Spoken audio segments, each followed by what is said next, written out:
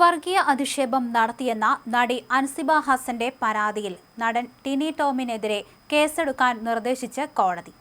Ernakulam judicial magistrate കോടതിയുടേതാണ് നടപടി. Police കേസെടുക്കാത്തതിനെ തുടർന്നാണ് അൻസിബ കോടതിയെ സമീപിച്ചത്. സ്ത്രീത്വത്തെ അപമാനിക്കൽ അടക്കമുള്ള പരാതികളെല്ലാം അന്വേഷിക്കണമെന്നും കോടതി നിർദ്ദേശത്തിലുണ്ട്. ഈ പരാതിയിൽ കേസെടുക്കാൻ തെളിവ് ഇല്ല എന്നായിരുന്നു കടവന്ത്ര പോലീസിന്റെ നിലപാട്. അൻസിബയുടെ പരാതിയുടെ അടിസ്ഥാനത്തിൽ പോലീസ് പ്രാഥമിക അന്വേഷണം നടത്തിയിരുന്നു. ഈ അന്വേഷണത്തിൽ പോലീസ് റിപ്പോർട്ട് നൽകുകയും ചെയ്തു. ഈ പരാതിയിൽ മതിയായ തെളിവുകൾ ഇല്ല.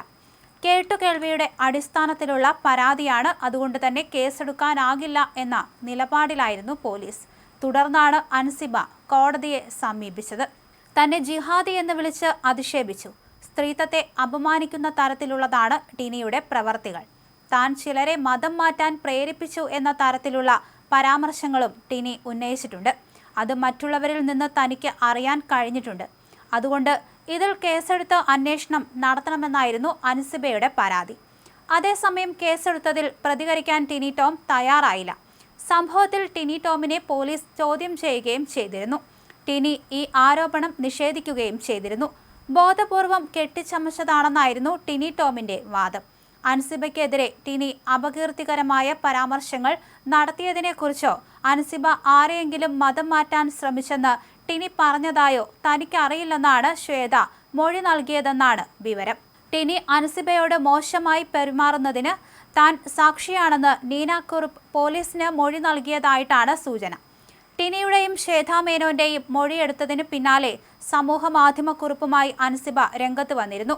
മുഖ്യമന്ത്രിയെയും ആഭ്യന്തരമന്ത്രിയെയും ടാഗ് ചെയ്താണ് അൻസിബയുടെ കുറിപ്പ്. എക്സിക്യൂട്ടീവ് കമ്മിറ്റിയിൽ തെറ്റുകൾ ചൂണ്ടിക്കാണിച്ച് ധാർമ്മികതയുടെ ഭാഗത്ത് നിന്നതിനാലാണ് താൻ ഇത്രയ്ക്ക് അനുഭവിച്ചതെങ്കിൽ വരാനിരിക്കുന്ന നടപടികളിലെ പ്രതികാരം എപ്രകാരമായിരിക്കും എന്ന് നന്നായി മനസ്സിലാക്കുന്നു. ഒരു പരാതിയിൽ പ്രാഥമിക അന്വേഷണം നടത്താനുള്ള പോലീസിന്റെ പരിധി ആ പരാതിയിൽ കേസെടുക്കാൻ തക്കതായ കുറ്റകൃത്യത്തെക്കുറിച്ച് പരാമർശിച്ചിട്ടുണ്ടോ എന്ന് കണ്ടെത്തുക മാത്രമാണ്.